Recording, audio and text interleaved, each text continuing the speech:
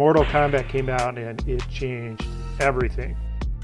I totally agree with the fact that you should fight with rivals who are better than you so that they help you become better. Hello and welcome in everyone to Kombat Talks Black episode number 7. Legends Never Die. Man with No Game 45 here, and I'm very pleased to welcome my special guest today, LegendaS. LegendaS, maybe not everybody in our audience is aware of you. I think they pretty much are, but just in case they aren't, why don't you take a moment to introduce yourself? Hello everybody, I'm LegendaS, a Russian YouTuber who is maybe even more popular right now among non-Russian community and for English speakers as well, due to the fact that I was involved in several podcasts together with Man with No Game 45 as well as Man and Starring Sky, where we were talking about Mortal Kombat Mobile. And today I am very glad to be here together with my friend and subscriber of myself as well. His name is NK, his nickname is NK, and he's gonna help me translate and understand from Russian to English and from English to Russian between LegendaS, me, and Man with No Game 45. Welcome LegendaS and NK. NK, thank you very much for serving as our translator today. I wanted to let everybody know that the theme of this episode of Kombat Talks Black, episode 7, is Legends Never Die. I chose this theme because it really speaks to my experience now, having quit MK Mobile twice in the past, planning to leave it for good when I did, even giving away my account this last time, and only coming back because of my continued involvement with my friends and this MKM community. And right now I think we all can agree that where the state of the game is at is indisputably the worst it has ever been. And unfortunately that seems to be the case with every new update that's coming out. And more players are quitting every day. Our community is growing smaller and smaller. And that's why I thought it would be important for us just to reflect on why we still play.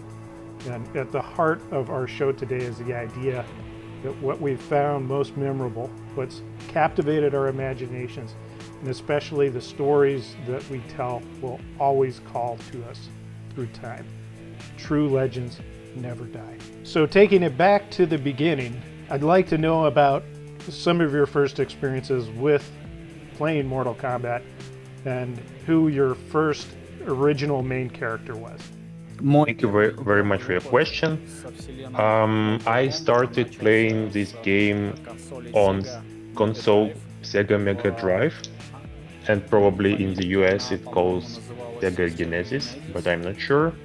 And in my first game was called Ultimate MK3, which I really like a lot, and I really enjoyed playing this game in the past.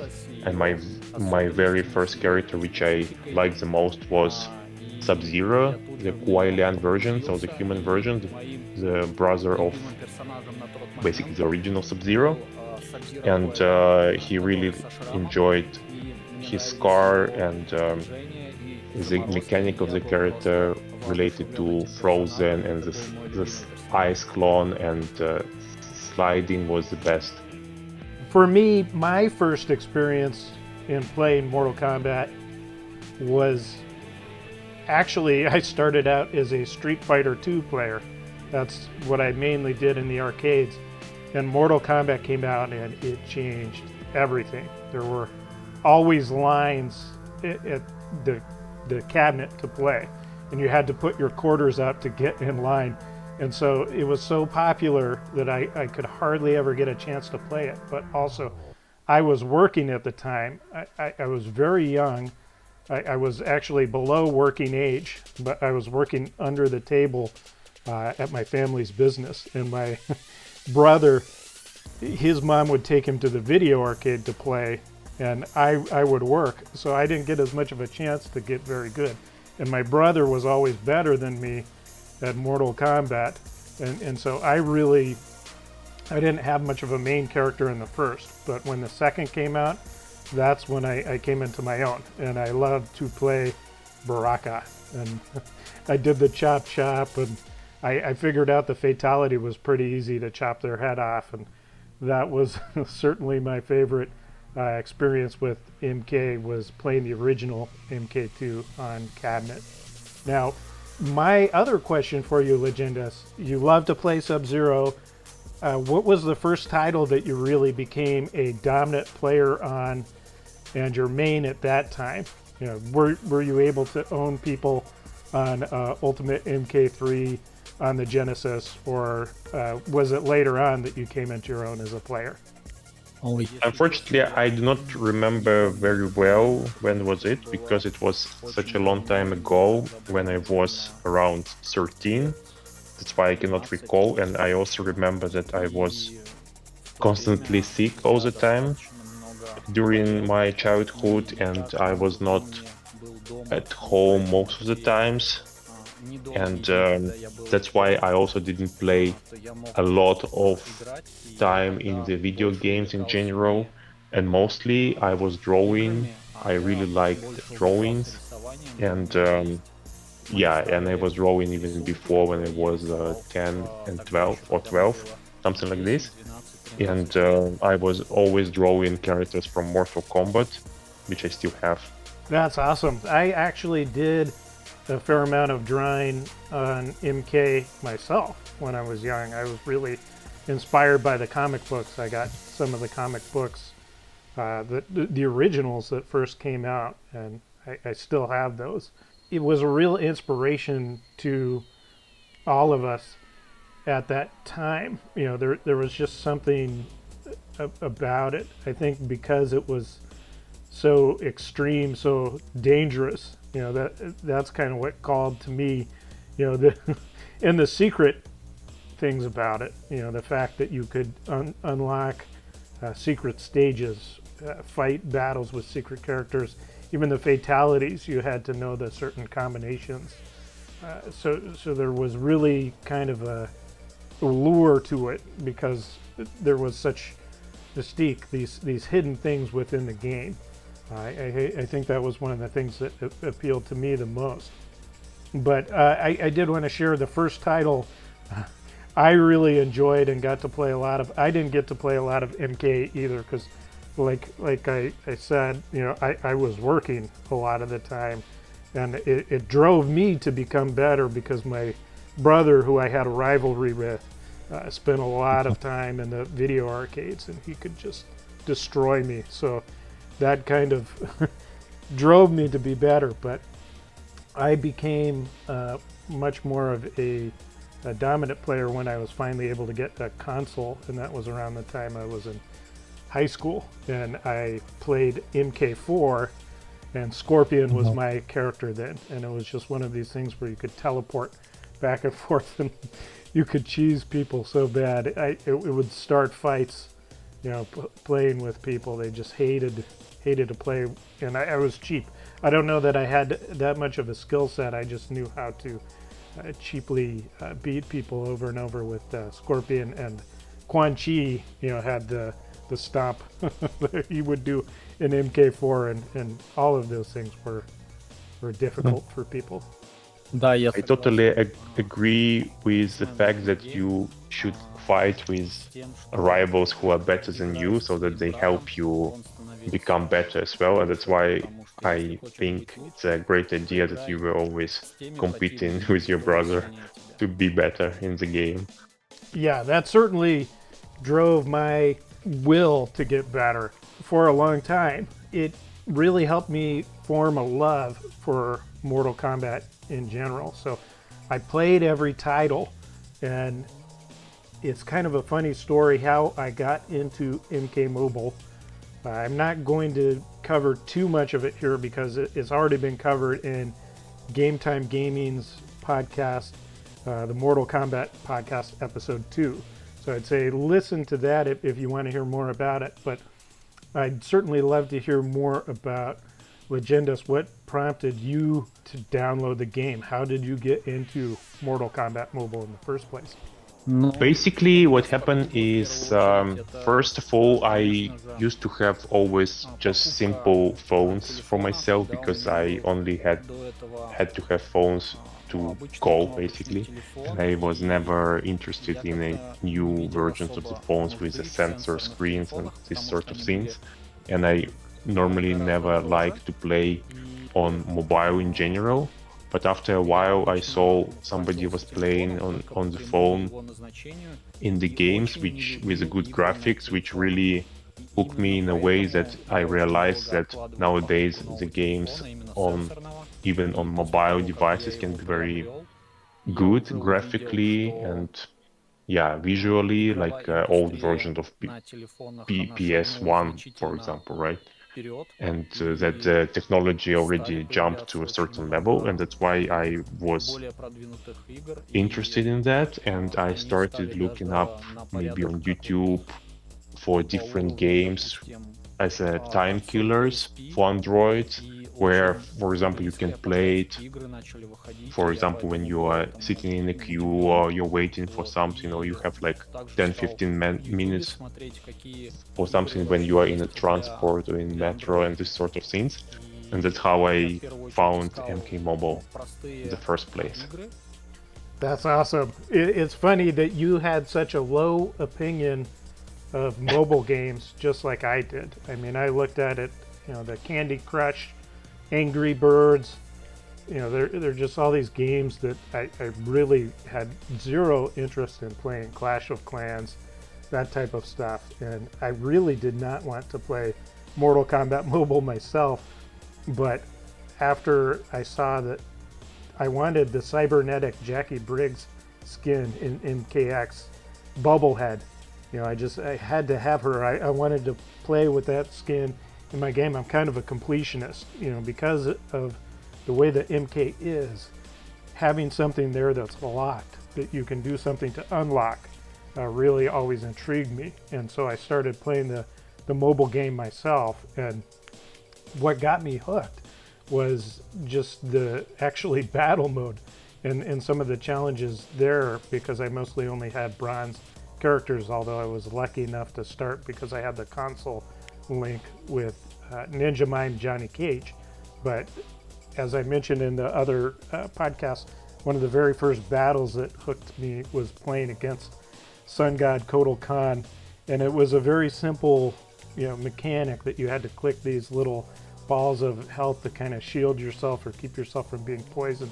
I can't remember specifically, since it's been so long since I actually played that part of the mode, but you had to click these little balls and kind of heal yourself and pick your times to attack him. And it was the first time I'd lost in mobile. I'd been pretty dominant, and losing really got me hooked and wanting to play that mode more and more and build my collection.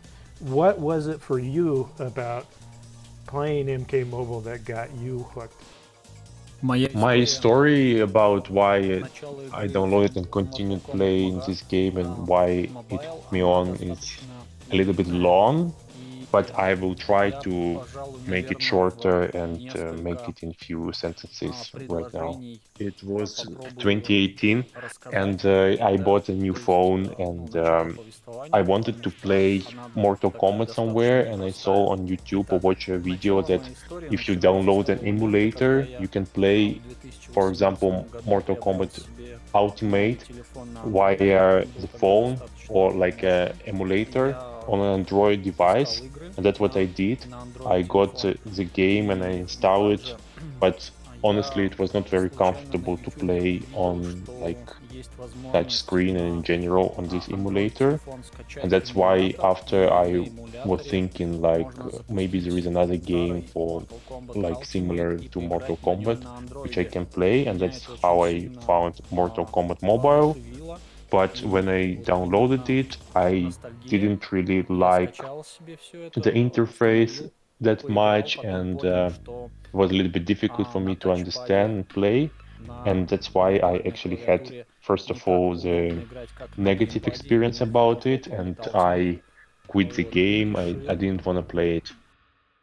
That's amazing, though, that you quit playing in the beginning and then you ended up picking it back up. Because for me, it really got its hooks in pretty early on, and I think it might have been the time that I started playing the game. It was a much better time to become MK mobile player then, because they had new stuff coming with every update. Made it very hard to put down.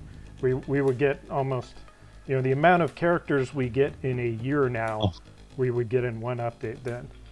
To continue with my story, why I come back to the game again, it was just a coincidence because I was just about to meet a friend of mine to train together somewhere outside, and when I met him, I saw that he was playing a Mortal Kombat Mobile, and then I was just curious about what he's playing and what game is it, which version is it, because I also played it before, right, like a year ago, but the game looked different to me when he showed me.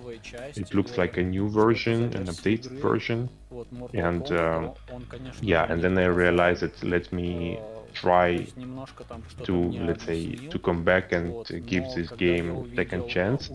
And I just realized that actually I quit the game a year ago, but I didn't delete it from my phone completely, and I still had it back then on my phone, and that's why I just needed to update it to the current version, and then I launch it, and then I realized, yes, indeed, it's the same game. It's just that which I used to play 1 year ago, which I didn't like, and now with the new interface, everything becomes better, and yeah, the look is better and it's more friendly for the beginners because it's the first time when I was playing the older version, I got lost there.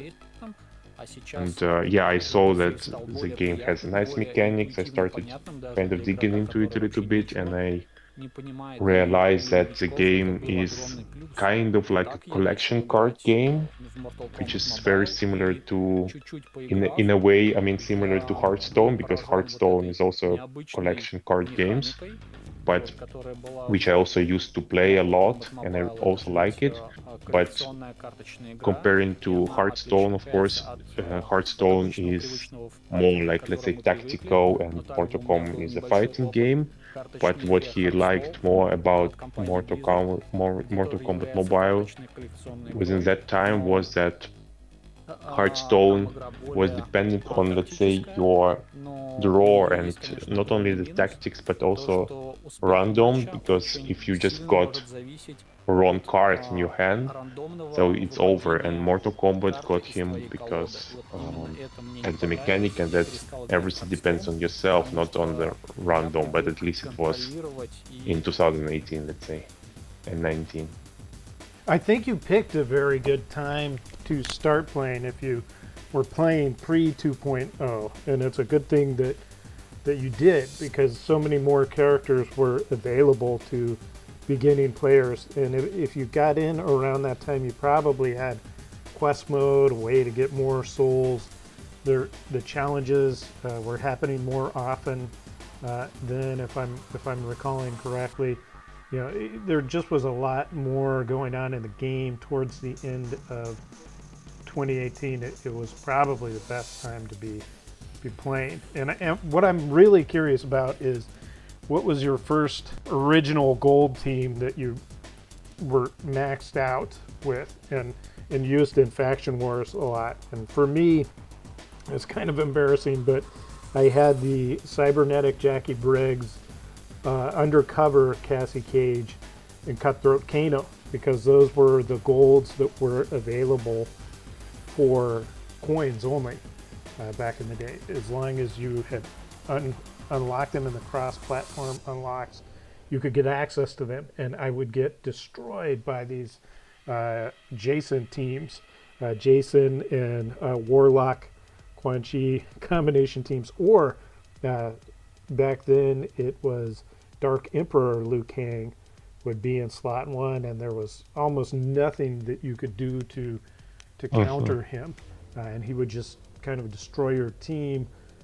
Plus, as soon as they came out with Revenant Kung Lao that added the bars of power to the Netherrealm, it was possible to load up with a fatal blow in the beginning. And I remember just how disappointed I would be with my weak gold teams starting a match in Faction Wars only to eat a fatal blow and have one of my teammates gone, and there is just no way to win the match at that point. But at the same time, it inspired me. You know, it made me want to do everything I could to earn those blood rubies, to get Liu Kang myself, and also to earn Revenant Kung Lao. I couldn't wait for his challenge to come back because I had missed it the first time. So very curious about some of your first experiences with your first maxed out original gold team and in playing Faction Wars at the time that you started. For me, I do not recall my first original full maxed out team because I had a little bit different approach to the game. What I mean is, for example, when my friend showed me the game first time, he explained me a little bit how it all works. And because I had a previous experience playing in MMORPG games, I really like the idea to, you know, to make my characters better and to grind and play faction wars. And I used to play a lot of battles in quick faction wars when I have time. I wanted to look into YouTube for different guides to basically see what are the strategies or what are the best cards to play or max out, but unfortunately I didn't have or I didn't see any YouTube channels which could provide good guides. I only saw something like Let's Play or streamers or the ones which just have pack opening videos, so it was not very useful. That's why I started looking into it myself, and I was playing a lot of faction wars, getting a good rating. And I remember now I even have a time when I got 4 diamonds in Raw, like Scorpion MK11 together with Injustice 2 Raiden. However, after that I didn't have any new diamonds. That's why I was mostly playing from the beginning with Silver Kenshi, and from my gold cards I was playing basically only with Combat Cup Johnny, Aftershock Tremor, and Kung Lao for critical chances. And they were not maxed out, but they were around Fusion 4, I believe. And that's how I was playing, and I was not really focusing on the fusions. And during the tower battles, I could progress further with other cards. It's very interesting to hear the experience of a player, you know, primarily building their collection after 2.0, because you could build with a lot more intent prior to 2.0, because at that time, you know, you could pick the cards that you wanted to buy essentially in the store as soon as you had enough coins or enough souls. But there are some things that are consistent. Like I played a lot of matches with Silver Kenshi coming up in the beginning because he was so good, and the passive, you know, that would increase his attack damage and health based on his teammates being spec ops and martial arts. So I think there are a lot of things that players share in the experience, even though it was very different. But speaking of sharing, I'm curious what prompted you to start sharing your gameplay with the community. What made you decide to start a channel on YouTube? For me, it was just I've been doing a lot on Twitter and being part of that community, and I realized I was making videos that were longer, especially pack opening videos. They were longer than what I could post on Twitter. So I had to start up a YouTube, and I had a good friend of mine from Twitter, Casey Mobile Gaming, who helped me put together an intro, and then I started making videos for a channel. It was kind of just this one thing led to another, and before I knew it, I was a content creator. But I'm curious what led you to share your gameplay with the community and start your own YouTube channel. Me, the most important thing why I started my YouTube channel was this fact that when I needed, I didn't have any guides on YouTube, and that's why I was lacking, or I was searching for guides which were clear and easy to understand for beginners, and maybe showing also what to do, how you in your progressing, and also what not to do, like showing mistakes or how not to do certain things, maybe which packs not to buy, and these sort of things. That was the main reason why I decided to have my own channel to share this stuff with the community and with the beginners. And I also still consider myself as a beginner, because what I mean is, even though I have been playing already for quite some time, like more than 2 years, I always learning something from time to time, and I feel myself still as a beginner in this case, and yeah, that's the main reason why I started making videos and started a YouTube channel. One of the other things that I wanted to ask you about LegendaS specifically is, is there a match that you played and have shared that was very memorable for you personally when you did it, and kind of the experience that you had with it? For me, it was definitely the Black Dragon 200. When I put that up, I had no idea how much attention it was going to get, and it was one of those things. As I played it, I knew I'd done something incredible, and I started to share it, but I had no idea how many people it would reach. So I was curious if you had a match like that specifically that was very memorable to you, and the experience that you had with it. I have several battles which were remarkable, but of course the first hard one which I remember, or the one which I beat, was in Linkway Tower when it launched first time, and the battle was 194, where a lot of players stopped or couldn't pass. So the battle was with Jade, Cabal, and Scorpion MK11, and the modificator, I believe, was Enraged. So basically they were attacking you non-stop with fatal blows and X-rays, and that was a very challenging battle. I remember especially that when I beat this battle actually with MK11 Scorpion, which was only Fusion 2, and that was for me very impossible and quite remarkable to realize that even with a good strategy, even with a weak characters, this battle is possible to pass and to complete. And I also remember that you, a man with no game 45, also completed this battle with silver characters, which I find very impressive. And yeah, it's very nice to see that there are some players who really see and make strategies and think out of the box how to complete difficult battles. Yeah, that personally was a turning point for me, because I had an idea and I wasn't sure if it was going to work, and I wasted a lot of attempts. Actually, I think it took me quite a few. I might have even gotten a full refresh full of attempts trying to pull that match off with silver cards. So that was a lot of fun.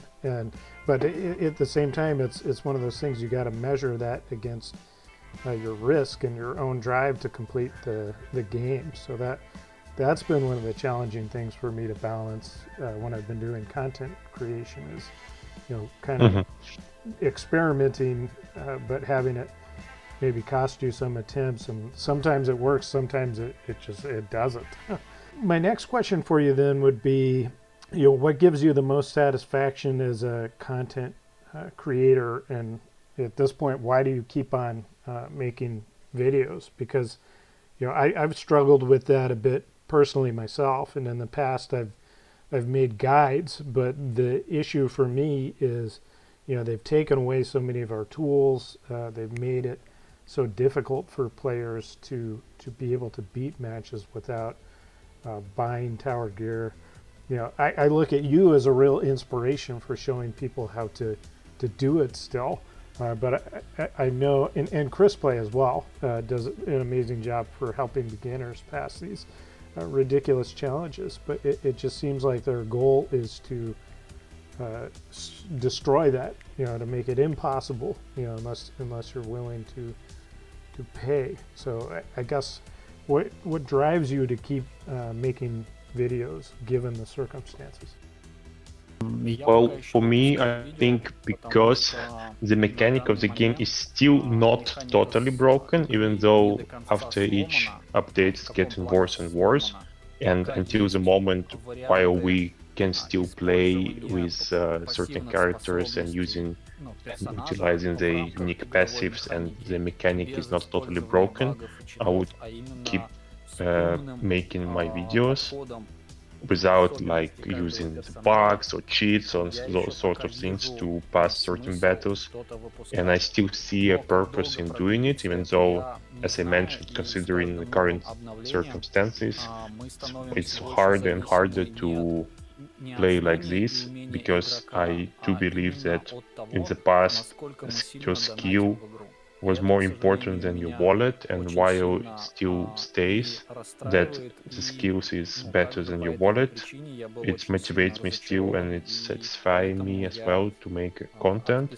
But yes, I agree that after each update they make it more and more impossible to do, and yeah, I got disappointed with the last update as well, when they change a lot of things, and given certain circumstances, yeah, the game is disappointing, and that's why I also reached out to you guys to discuss about it and to hopefully that the developers will not kill it all and will do something about it. And I think that really leads into the last section that I wanted to talk about in this podcast. And that is the future of the game. And it what you just said takes me back to one of the things I was discussing with you on YouTube comments. You'd mentioned with one of your last matches that you posted that the fire that had driven you was dying. It was down to its embers. It was almost gone. And I'm just curious for you, what would bring the fire back? What would get you excited to play the game again? You gathered us all to speak to what's wrong with the game, but what could they change? What could they do better that would help bring it back for you? If there's only one thing you could change about MK Mobile right now, what would it be and why? If I was responsible for change, I would make the game to come back a little bit to the moment where the mechanic, the whole mechanic and frame data of the game was not so broken as it is right now, and where we could still utilize different characters and make different synergies and strategies between them and experimenting. And as a reward for the good mechanic for the game, we would willingly spend our money to buy certain packs, for example, gear packs, what we can do now, but just to support the developers, not because you have to, but because you want to, as the game is so great, or even making it better that we could support the game with money by buying certain visual and cosmetic things in the game instead of something which they are kind of forcing you to buy. Maybe something visually or cosmetic things which is not directly related to gameplay, but only helping you maybe enjoy or have different effects and this sort of things, which would make buying not like a necessity to play and win certain things, but more like as a thank you for the developers for a great game instead. And I couldn't agree with that more. I think it's quite sad that they've made, you know, your ability to advance and do certain things within the game dependent upon financial contribution, when I think lots of other games have shown just how you can follow a different model, like you're saying, where, you know, players get cool content that's fun, you know, it's awesome, but it's superficial. It doesn't affect the underlying gameplay. So I agree, with that for sure. And I guess the other thing I would put out there is for the amount of money this game generates, there really is not much content that's created. And I think that's a huge part of the issue. They are trying to lock everything up and limit everything so much because they will not invest in the game. They will not produce more. They will not commit the sort of resources that are required to really develop. It's so limited what they actually create for the game. And I don't, obviously we as players, we don't have insight into the back end and what their costs are versus what they make. But we've got some, you can find some things online. SensorTower.com projects the revenues to be about $1.5 million to $2 million in a month for iOS and Android combined. And to me, that's no small property. And I guess my message to the developers and the owners of the game would be, we're seeing the numbers drop. I see the amount of views on each of the major YouTubers' channels declining. I see people leaving the community all the time. If this game is an asset for you, and if you want your brand of Mortal Kombat Mobile to be well regarded by players, you have to do more to take care of it. You have to create more of a reason for people to keep playing. More than anything, there needs to be new content available for players free to play, and the rewards cannot be kind of a scam where players get cheated after completing these massively hard difficulties. I guess one of the things that really gives me hope for the game is I believe there are plans at some point to bring back kind of a community mode to the game. I'm not sure if you're familiar with the ally packs that we had originally. It was kind of a cool thing, but there was a mechanic in the game in the beginning. It went away right before 2.0, but we could essentially press a button and use an X-ray from some other person's team to aid us in our battle mode. And for me, early on as a player, that was really helpful, and it also showcased what I could have on my team someday, a character that I might be able to acquire. But I think one of the big things that MK Mobile is missing right now is any kind of collaborative way of working together as a community, which it's interesting in Injustice 2 Mobile. They have these big raids and stuff that they do, and I would think that having a new game mode like that could engage communities, clans, things like that, some type of new game mode that would add community elements where we could all work together would really help to save MK Mobile and give it much more depth than it has in gameplay right now. And I hope that there's something like that they'll add in the not too distant future. But I'm also curious to hear as well, is there a new game mode that you would love to see added to MK Mobile? Yes, I absolutely agree with your point that having social element in the game is crucial for communication as well, and for making this game and maintain it more interesting in the future. For example, I used to play World of Warcraft. This is kind of game where it almost forcing you to socialize, not only in chat, but also in voice channels. But unfortunately now this game is becoming more like a single play rather than MMO. And that's why you can see that the game is losing audience and become less interesting, and people are leaving. And that's why I totally agree that communication is a key and definitely makes it more interesting. And from my point of view, I unfortunately right now I don't have any clear idea what can be a new mode I would like to see. The only thing I would like to highlight is any mode would be good, even if it would be like an experiment mode which might not be successful. Anyway, that's better than like having a bad mode at the beginning and make it better or disappear is still better than not doing anything, because what we see now currently in the game, they are not doing anything in developing and in fixing their own bugs for months, and that's very important to fix as well. So that's something also which is bothering me. Yes, I couldn't agree more. The bugs really need to be fixed. I think many players would agree. Even just shutting the game down for a short amount of time, a few days, a week, we'd take it if everything would be fixed and work the way that it's actually supposed to. So I think we all agree, and that's a great place to close. We have a deep love for this game. I know that's why we're all here. That's why we share content. That's why we make casts like these.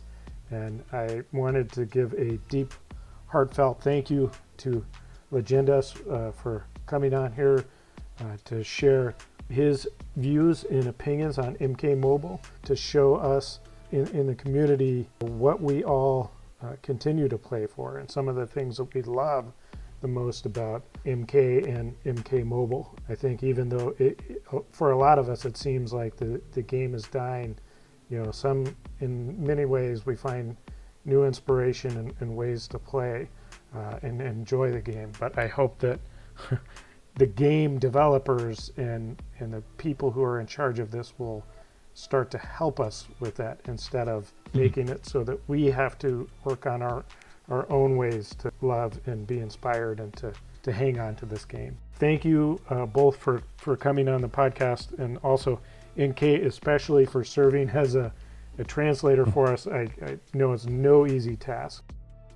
Yes, thank you. Just for my wrapping up, I would like to do it in a little bit positive clause, because we were talking about mostly negative things in the game, but I just would like to say that no game is basically forever, and even though we have some bad things in the game and currently happening, we need to still appreciate what they do for the game and the developers, what they're trying to do. And sometimes our expectations are not the same as we see after a while, and despite of all the things, just a game. And I would say that we need to remember good things about the game as well, and not to focus only on the bad things.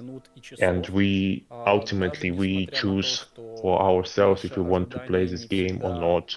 Maybe for some people it's time to leave and try something else, but others are still playing and enjoying. And that's why I would like to say that we don't need to hate this game if we play it. We just need to, ultimately we need to have fun and hope that for the best for the game as well. And hopefully we will still be playing this game and having good times. And to conclude, my links for my channel and Twitter would be in the description below, on the channel from Man with No Game 45, and I really enjoyed talking to you today, as well as I wish to all our subscribers the best in the game, as well as in their personal life. Of course, a big health to all of you, and thank you and goodbye. Terrific. And I just do want to echo LegendaS' sentiment. I think it's always a choice whether or not to play this game, and I have left this game myself a couple times in the past, and I think sometimes that's the best thing you can do, and you can see if it's worth it to you to come back. And I found a lot more joy in playing for a second time and changing how I play and the level of commitment that I have. And I think that's something for all players to consider, that the dynamics of the game are changing as well. Our level of commitment to playing it, how we play it, can change as well. If you need a break, do take a break from the game, but hopefully it's something that brings you joy. And that's why I created this episode for us, really, is to reflect on the things that we love about the game and about MK in general. So I'm glad we had a good time discussing that today. And again, thank you, LegendaS and NK, for joining me on this cast today.